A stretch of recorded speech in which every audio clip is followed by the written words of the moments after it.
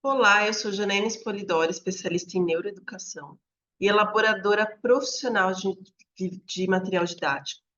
E no vídeo de hoje a gente vai falar um pouquinho sobre como entender as hipóteses de escrita, né?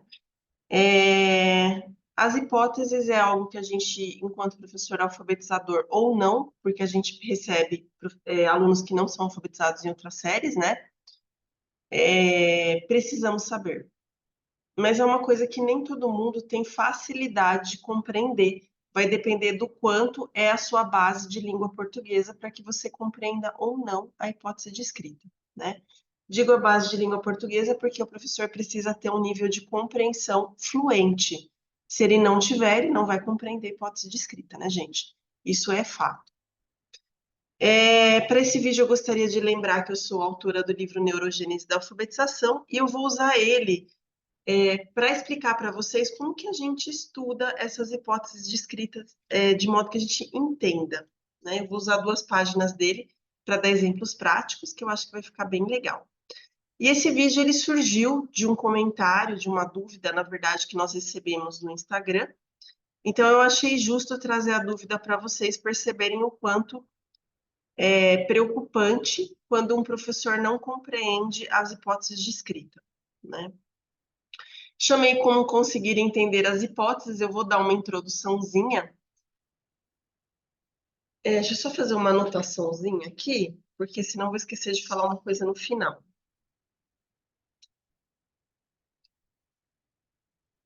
Eu vou fazer uma introduçãozinha bem rápida e depois a gente já entra no vamos ver para eu explicar para vocês como eu estudaria o livro Neurogênese para poder entender as hipóteses, tá? Só trazendo aqui rapidamente para todo mundo estar no mesmo patamar, né? Lá no meu Instagram, @JanaínaSpolidoro, a gente tem o manual do alfabetizador nas postagens, que basta você rolar o feed que você acha rapidinho, que foi colocado de novo esse ano. E lá tem as hipóteses todas, quais são as características. Então, a gente tem a pré-silábica, a silábica, a silábica alfabética e a alfabética. Daí sempre tem aquele. Estou pensando numa palavra não tão agressiva. Vamos falar pé no saco, né? Que vai falar, ai, mas lá não está falando da silábica alfabética, né, original da pessoa. Gente, se você não concorda com o outro, monte seu canal. Né? Se não concorda com o que eu estou falando, se achou alguma coisa errada, monte seu canal e divulgue suas ideias, né? Não fique atrapalhando o meu trabalho. O meu trabalho ele é dentro das coisas que nós experimentamos aqui no Grupo Spolidoro, né? Então, aqui a gente considera 4 hipóteses de escrita. Se você quer considerar 5, 8, 27, monte seu canal e se você conseguir seguidores, se você tiver um trabalho aí bem engajado, né? Se você tiver feito um artigo sobre, publicado numa revista científica, você pode aí avançar nas suas hipóteses próprias. Por enquanto, aqui no canal Janaína Polidori, a gente está com essas 4 que são as são as mais difundidas, digamos assim. Então, é isso que pede na escola, é isso que a gente dá. A gente é o pessoal do prático, né? A gente não é o pessoal do acadêmico, entende? Então, é pré-silábica, silábica, silábica alfabética e alfabética, tá? Qualquer coisa diferente, monta lá seu canal e divulga lá. Beleza? É, A gente vai trabalhar os conteúdos que tem dentro dessas hipóteses, que é uma coisa que eu venho batendo forte aqui no canal, porque a gente precisa, enquanto profissional, saber os 4 conteúdos do Zabala, né, gente? Mínimo de professor. Enquanto conteúdo factual, a hipótese de escrita é o tipo de nível que a criança consegue apresentar na escrita a partir de uma sondagem específica. Isso daí é a explicação que eu daria sobre o que é hipótese de escrita. Então, é alguma coisa que acontece lá dentro da criança, mas que para eu poder observar, eu preciso dessa sondagem, que não pode ser do jeito que eu quero, tá? Não pode. Tem que ser do jeito que é cientificamente aceito, né? Então, tem que seguir as regras estabelecidas pelo estudo de caso disso, que são lá da psicogênese da língua escrita, né? No conteúdo conceitual, a hipótese de escrita vai demonstrar o quanto o cérebro da criança está modificado para compreender o sistema escrito. Por quê? Quando a gente alfabetiza uma criança, a gente faz mudanças físicas no cérebro dela. A gente recicla os neurônios, muda eles de lugar, transforma áreas, e isso vai fazer com que a gente tenha uma modificação cerebral. Para que ela seja completa dentro das hipóteses de escrito, eu preciso ir estimulando os lobos cerebrais, e conforme eu estimulo isso, a criança vai avançando na alfabetização. Só que se eu não faço uma boa estrutura, a criança não vai ter uma boa alfabetização. Ou seja, se eu faço só no método silábico, se eu faço só no método fonovisoarticulatório, se eu uso só o método global, eu não vou alcançar todos os resultados, porque eu vou atingir só um tipo de aprendizagem. E o cérebro é formado por 4 lobos, gente. Então eu preciso ter 4 tipos de estímulos diferentes minimamente aí para uma boa alfabetização. Então, conceitualmente, as hipóteses vão dar conta disso daí, para poder identificar aí o quanto o cérebro da criança já se modificou. No conteúdo procedimental do Zabala, se eu fosse falar sobre hipótese de escrita, eu iria falar que ela permite ao professor identificar o melhor método a partir da hipótese identificada, que é o procedimento que eu vou utilizar. Então, o aluno está pré-silábico, quais são os métodos que eu posso utilizar para esse tipo de aluno, né? Para que ele possa realmente avançar, porque não adianta deixar ele lá estacado, que quem fica parado é poste, não é criança aprendendo, né? Então, ali eu posso identificar a melhor fase, dentro do o melhor método, dentro da melhor intervenção ali para aquela fase. Enquanto o conteúdo atitudinal, ele vai provocar, a hipótese de escrita vai provocar uma mudança de comportamento no professor, porque ele vai ser um ponto de partida para o profissional. Quando bem identificada a hipótese, vai gerar melhores resultados.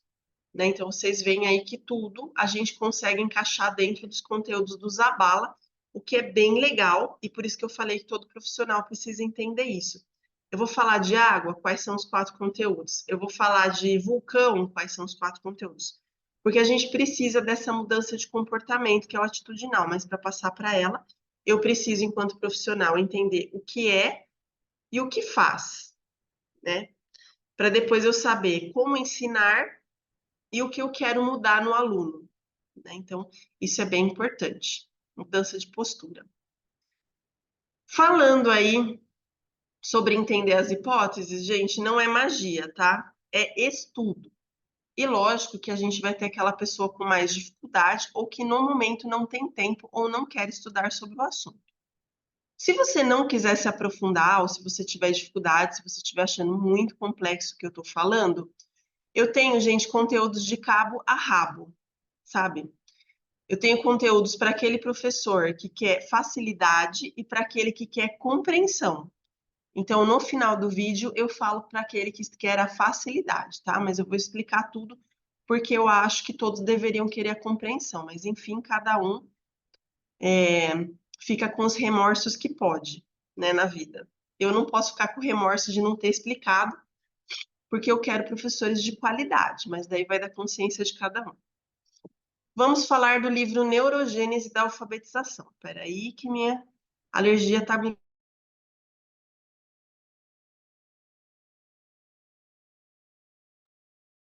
Alergia é difícil, né, gente, sabe?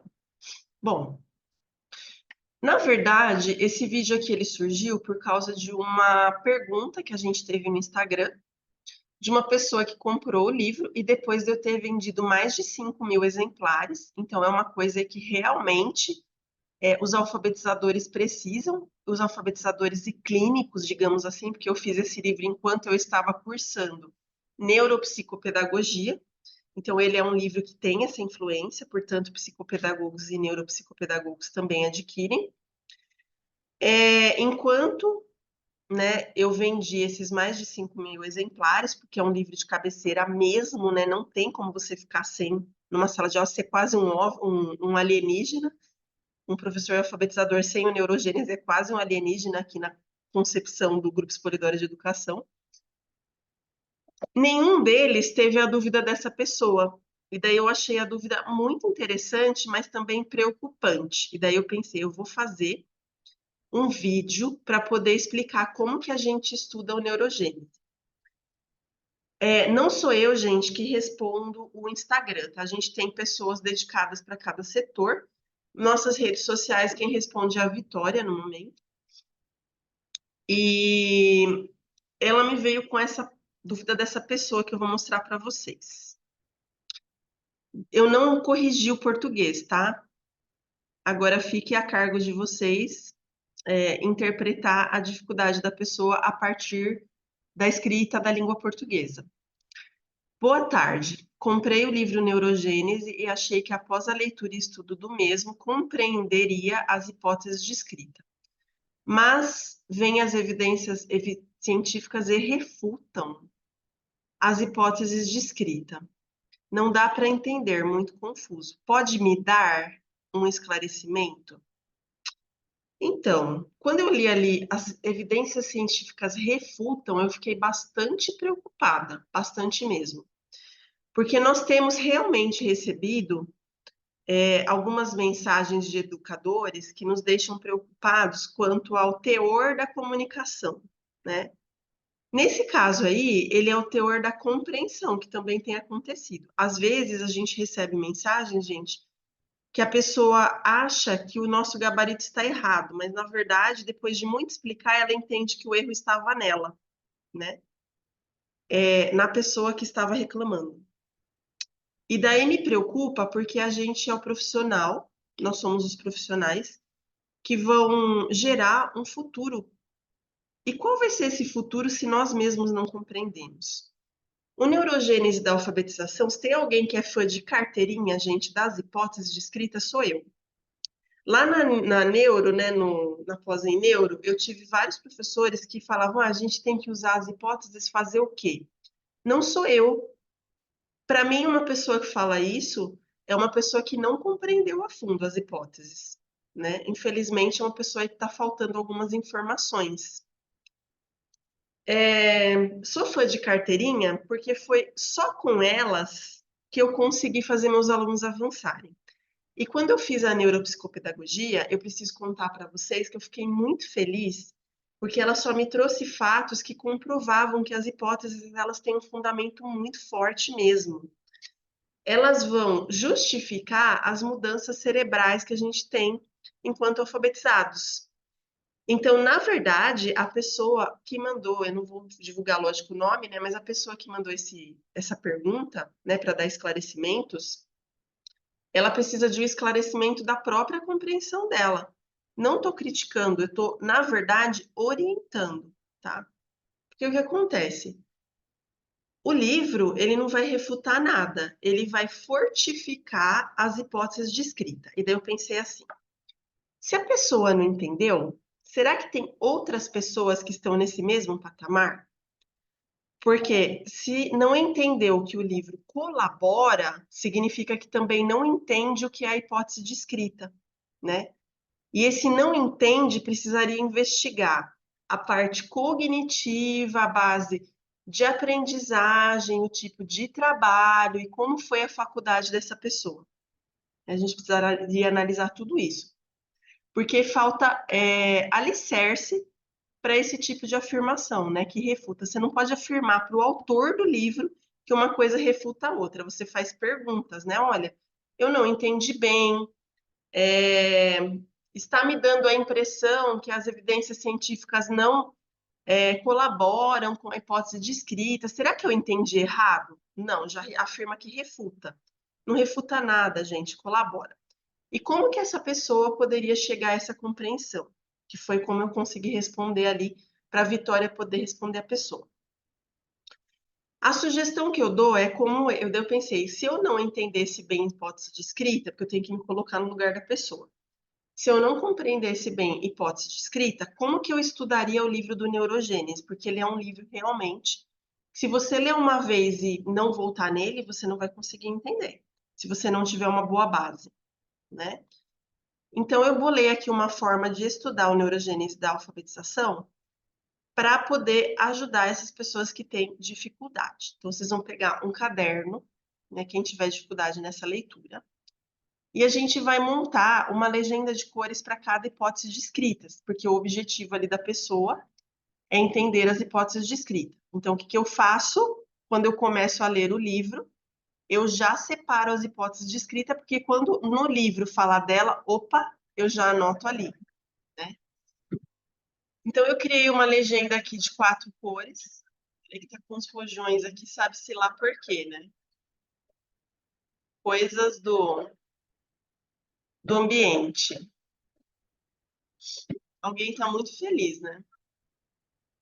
E olha, tá toda fechada a minha sacada, gente. Ela tá fechada para não vir o barulho, mas tá bem forte os fogos de artifício aí, o rojão. Agora parou. Eu coloquei pré-silábica vai ser amarela, silábica vai ser azul, silábica alfabética rosa e alfabética verde. Então, todas as vezes que aparecer no meu livro alguma informação sobre essas hipóteses, eu vou fazer uma marcação nessas cores no livro. Porque assim, quando eu for folhear o livro, eu vou achar mais fácil a informação, né? Porque como o foco é entender as hipóteses, aqui a gente pode ter outros focos para ler o livro, tá? Tô dando só um exemplo. Então, eu vou fazer dessa forma.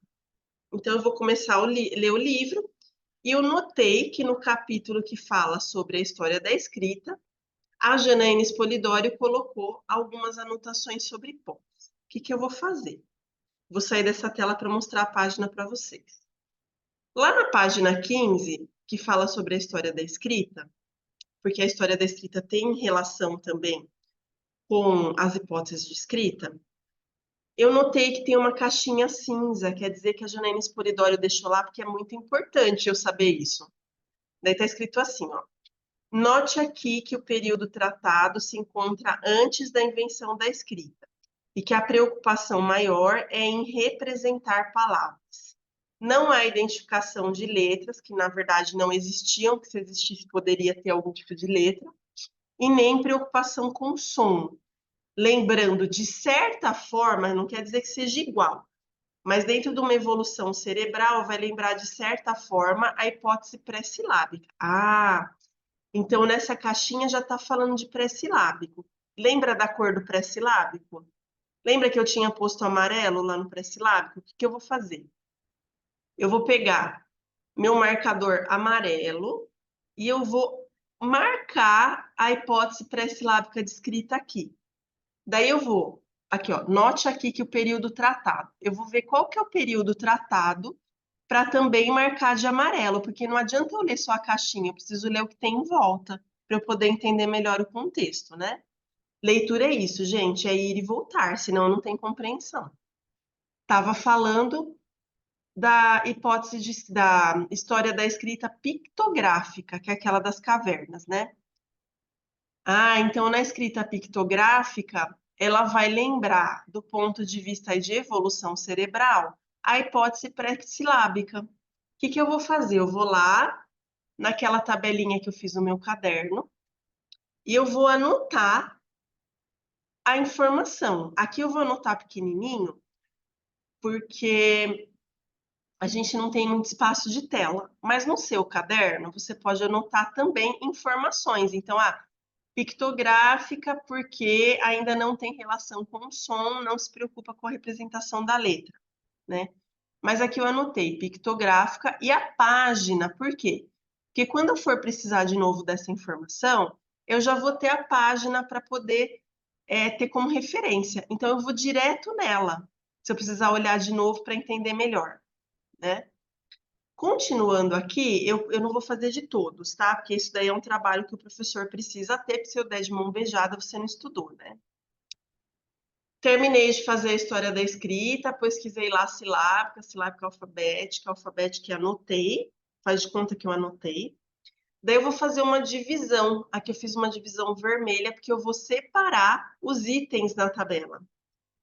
O próximo item que eu achei interessante anotar, porque eu estou falando de hipótese de escrita, é os métodos, porque eu comecei a ler os métodos e eu percebi que a Janaína Spolidoro, ela dá de mão beijada qual que é o método que eu uso com cada hipótese. Porque se eu usar método global com a criança pré-silábica, não vai ter efeito.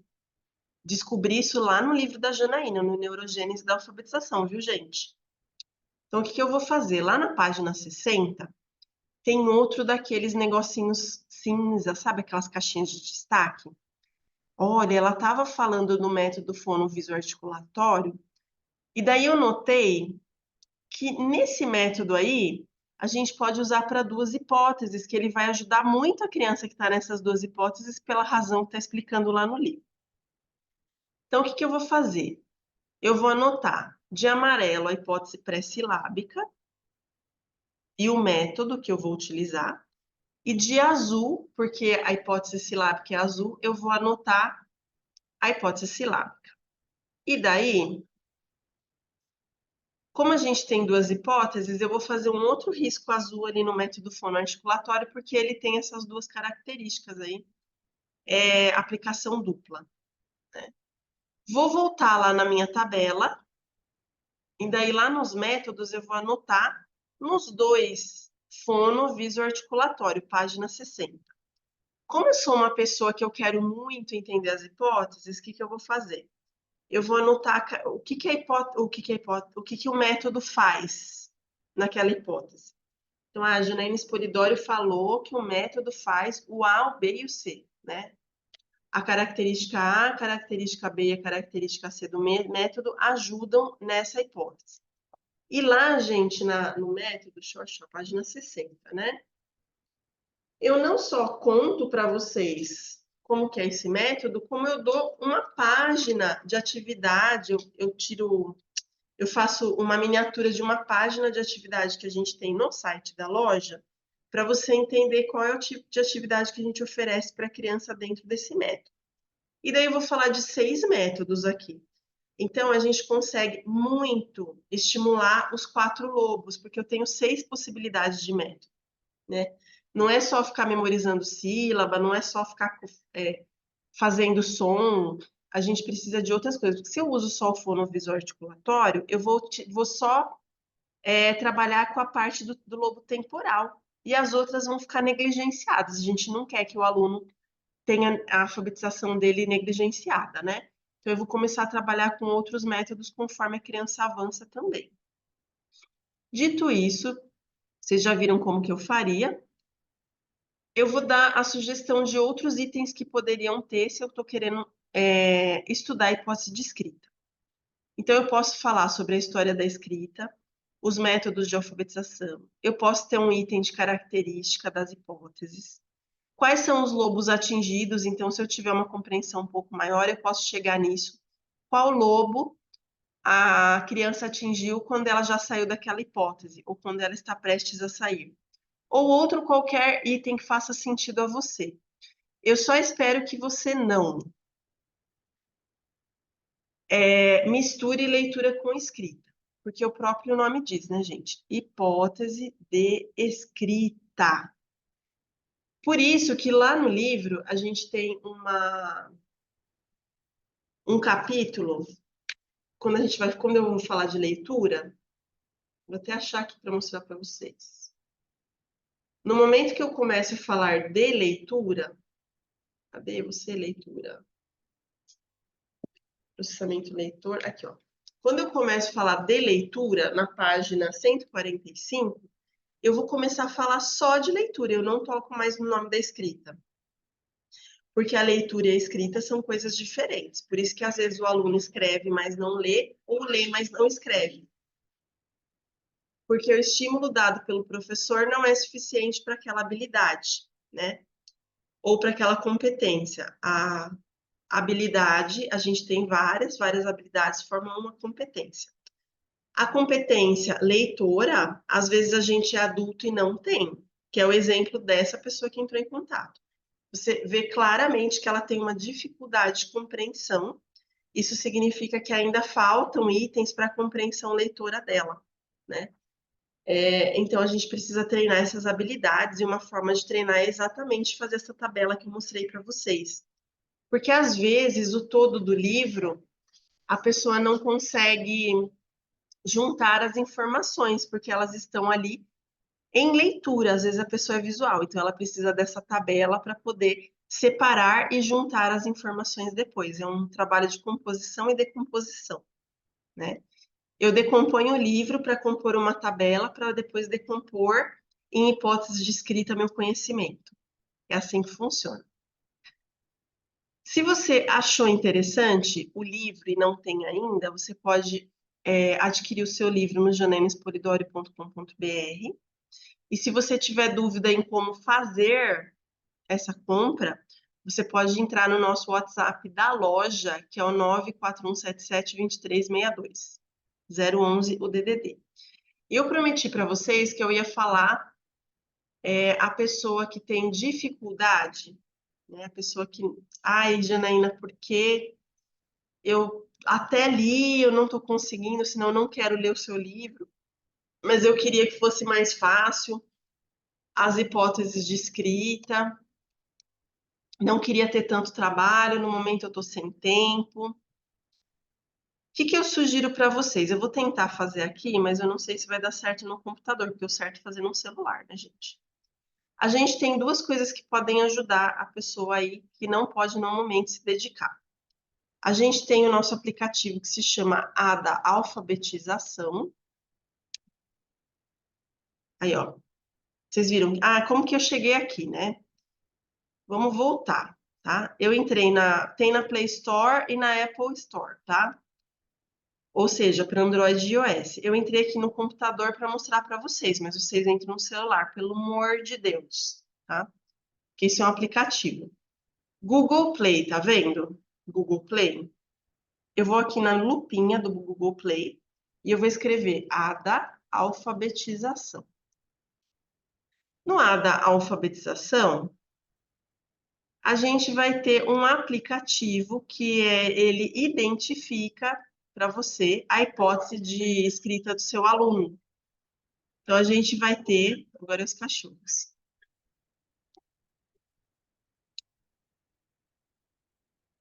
Os cachorros estão latindo um nesse prédio, o outro responde no prédio do lado. Gente, assim funciona assim. Tá difícil hoje o vídeo, né? Mas tá bom. Aqui, ó. Mais de 5.000 downloads, tá vendo? Como é importante? A gente tem... como todo aplicativo, não existe aplicativo que não seja assim, tá? Ele é gratuito, com compras no aplicativo. Por quê? Porque você pode usar a função básica com 2 alunos, e se você quiser para mais alunos ou pacientes, você tem a versão paga, tá? E lá, quanto que é, Janaína? Meu, entra no aplicativo e vê. Eu não sei preço de nada, gente. Eu sou da área de criação, tá? Então, instala lá o ADA, lá tem um menu sanduíche. Deixa eu ver se aparece aqui o menu sanduíche para mostrar para vocês. Não vai aparecer. Que pena. Mas é assim, ó, depois que você entra, aqui do ladinho tem um sanduichinho, que é aqueles 3 risquinhos. Menu sanduíche, chama aquilo na linguagem oficial, tá? Você vai clicar nele e vai aparecer lá planos.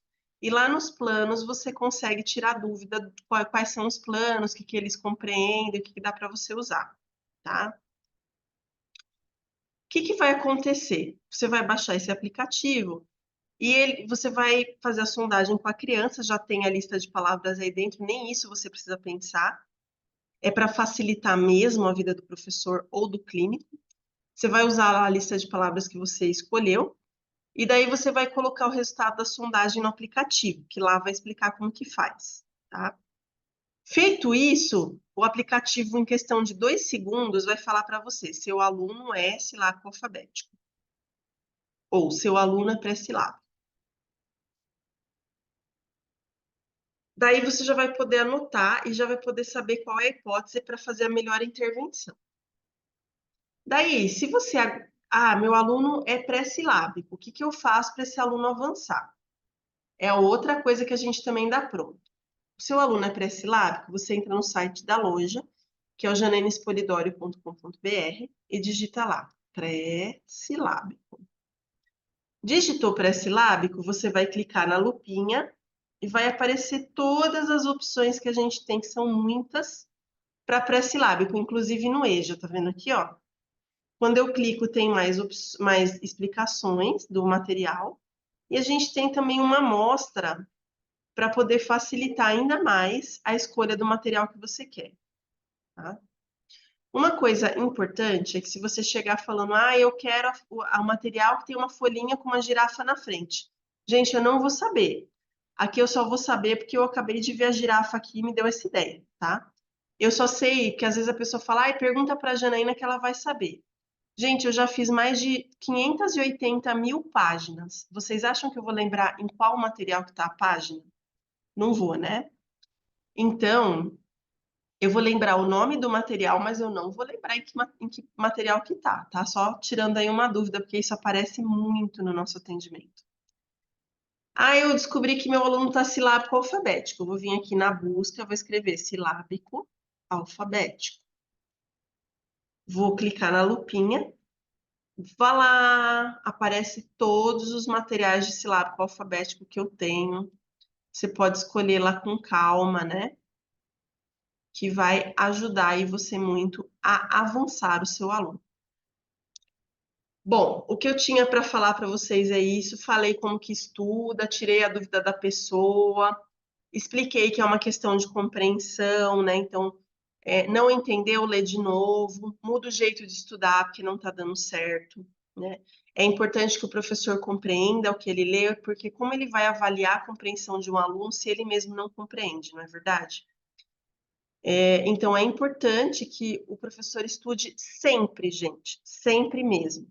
Na verdade, a pessoa que mandou o comentário, ela tá certíssima, porque ela se esforçou, ela comprou o livro, ela tentou estudar o livro, mas ela não conseguiu. Então, ponto positivo para ela é muito melhor do que uma pessoa que até teria mais condições de entender e nem compra, né? Eu prefiro muito mais tirar a dúvida de uma pessoa assim do que lidar com pessoas que são chupins na educação, né? Sanguessugas. Então, é importante eu tirar essa dúvida aqui no canal.